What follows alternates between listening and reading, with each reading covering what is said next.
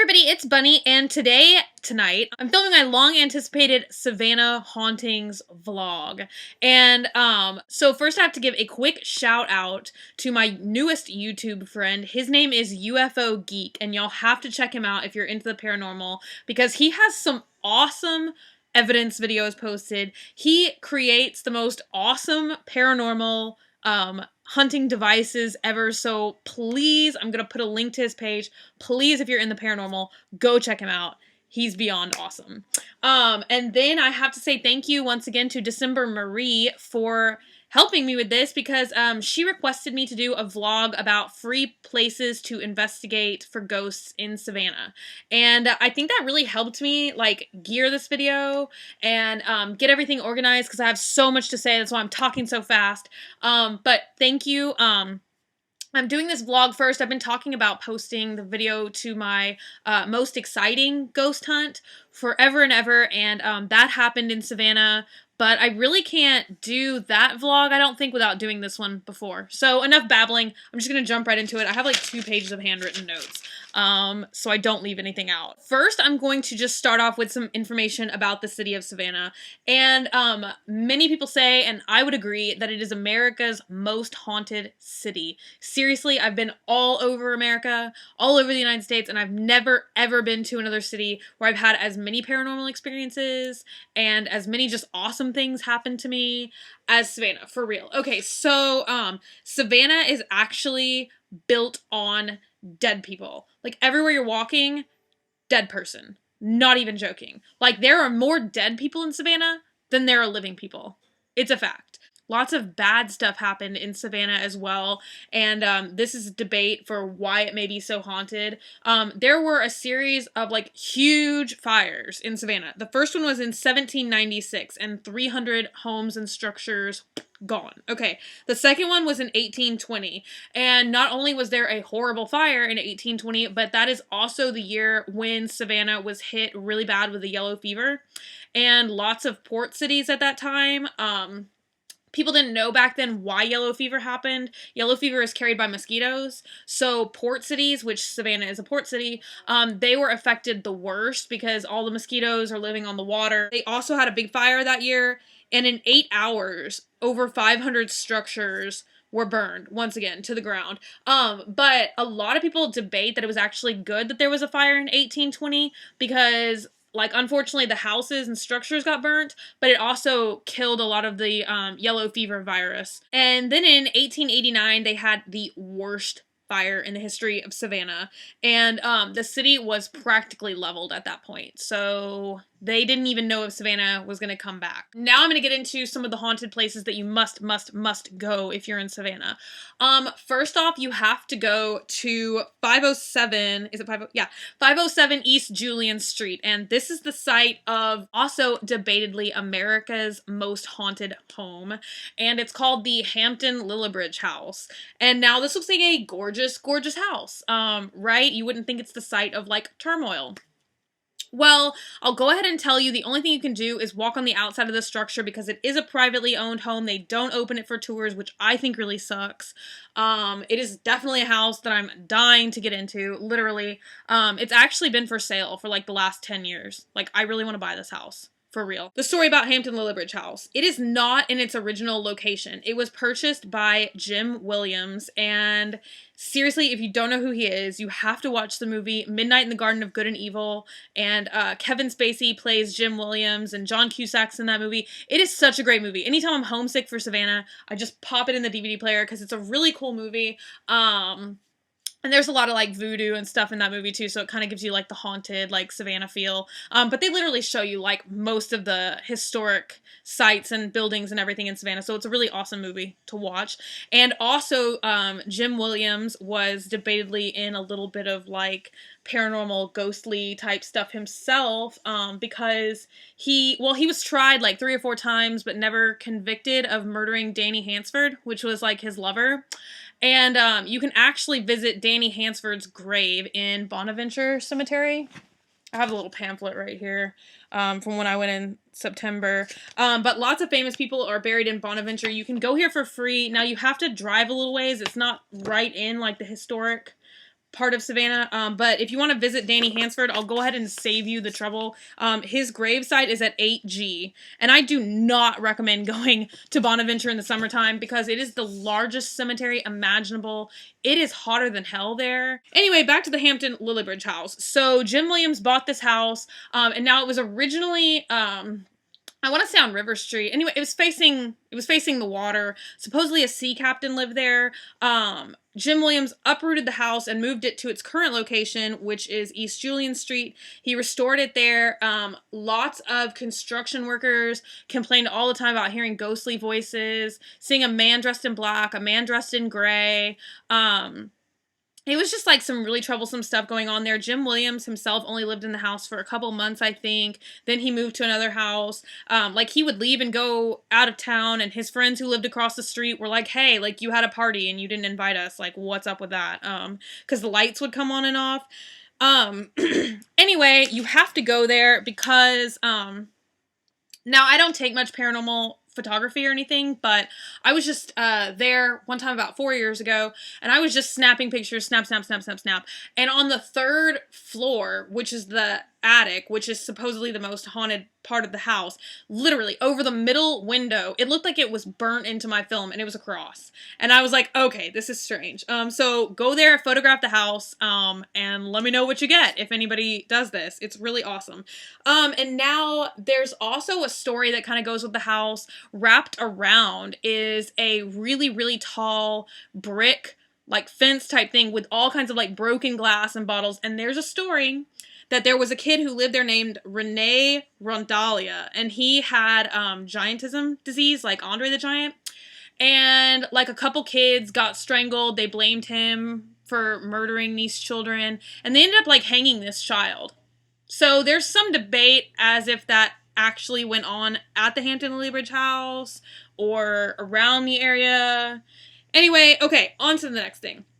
So here's like free stuff you can investigate. Savannah is set up, and here's why I have my map, my cartoon map. Savannah has 22 historical squares. See, like all these like green tree looking things? Those things on the map represent squares. When you get to Savannah, if you go, you can get these maps like for free and like lots of gift shops and stuff like that. But the city was founded by James Oglethorpe. James Oglethorpe was a Freemason. And like, I don't know how familiar people are with like Masonic symbols and this and that, but you know, besides triangles, Masons also do a lot of stuff in squares. Now, I don't know the whole gist of that exactly.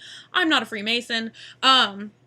But the original city plan was built on, like, I think 1,000 cubic meters or something. I also don't know how to measure things, so I don't really know what that means.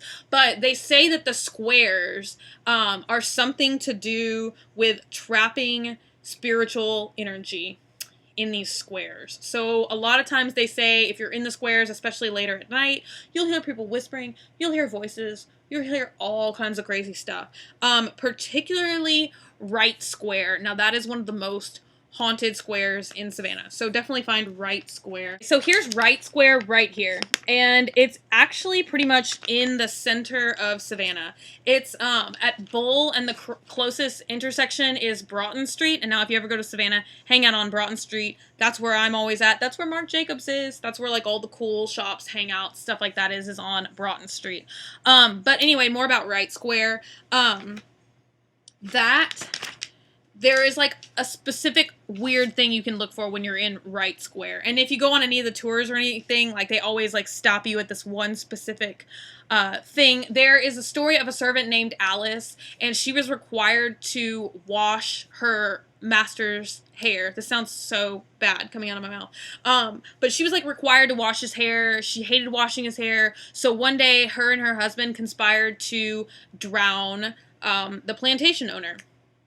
And so they drowned him, and of course they got caught, and they were going to hang them both, while Alice said that she was pregnant, so they waited an allotted time to see if she was lying or not. She actually did have a child, and right after she had the child, they carried out the sentence, and they ended up hanging her, and they put her child up for adoption. Really terrible stuff, right? And so it's so weird. If you walk in one particular part of Wright Square, moss will not grow, supposedly, where she was hung. So crazy. There's moss everywhere else, but not where she was hung. So strange, right?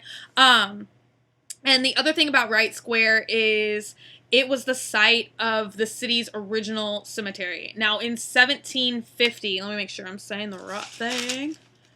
Yes, okay. 1750, they decided to move the cemetery. Now, they claim that they moved all the bodies, but there's a lot of speculation that they didn't, that they were just leaving them behind. So mostly when they moved the cemetery, they just moved the stones and not the bodies. Really crappy, right? There's a saying in Savannah that goes, the trees have teeth. And why people in Savannah say this is because all the bones that they left behind, they get caught in the roots of the trees, and like they get caught and like brought up in the branches and stuff. So you can actually go there and you will see people's bones, people's remains in the trees. So strange, right? Awesome, but strange. And there's also another saying that originated here, which is the dead ringer, if you've ever heard of that. That's because a lot of people were buried alive. So they started burying people with bells. So if you were not actually dead, you could like ring, ring, ring, and they would hopefully let you out of their coffin. Okay, so when the original cemetery was moved, they moved it to the new location, which is Colonial Park Cemetery.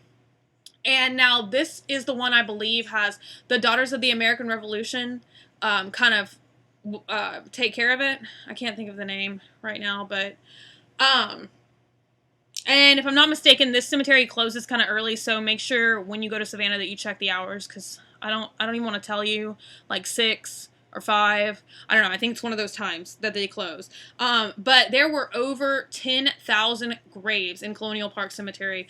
Y'all, for real, there's only 600 markers. And that's because some of the townspeople thought that the graveyard looked too crowded.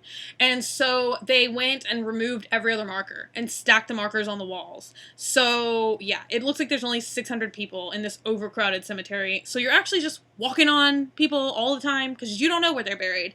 And then Sherman invaded during the Civil War, and a lot of the soldiers, it was freezing cold in 1864, which is when they were there, and soldiers would go and desecrate the graves. They would break into the vaults, throw the bodies out, and sleep in the mausoleums. They went and they would literally desecrate graves in all kinds of ways. Like, they changed the numbers, they rewrote people's names because they thought it was, like, funny. They knocked down a lot of the tombstones and once again, like, threw them up against the wall. So there's supposed to be a lot of hauntings that go on there. You can hear a lot of different voices. You just hear weird stuff. And now the last thing I'm going to do, which is kind of going to be a precursor to my next video, is Moon River Brewing Company, and they are on Bay Street, which is one street above River Street, which is at the river. So here is Moon River Brewing Company right there. And yeah, I had some really, really awesome experiences there, which I will have to tell you all about later. But it's not, I mean, I guess it's not free to investigate there because they're probably going to want you to buy something. But for real, buy an appetizer, buy some French fries, buy a drink, just so you can get in there and walk around that place, because I am telling you what, you can have some really awesome paranormal experiences there. I hope that people like this. I'm trying to like cram all this information at once. So if y'all want me to like break it down and talk about any of the stuff I just talked about, or if y'all have other questions about hauntings in Savannah, just let me know what particular part you want me to talk about and I will do that. Yeah, I'm probably gonna end up doing another 1, 2, 3 vlogs about Savannah because I've had so many paranormal experiences there. For real, I can't even possibly talk about them all in 14 minutes or less. But as usual, please subscribe, comment, especially if y'all have any questions or want to tell me about any of y'all's paranormal experiences. I would love it if my subscribers vlogged about some of y'all's paranormal experiences, because a lot of people talk to me about it and tell me that y'all have had experiences too, which I would love to hear.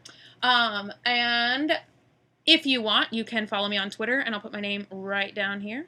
And I will see you guys later.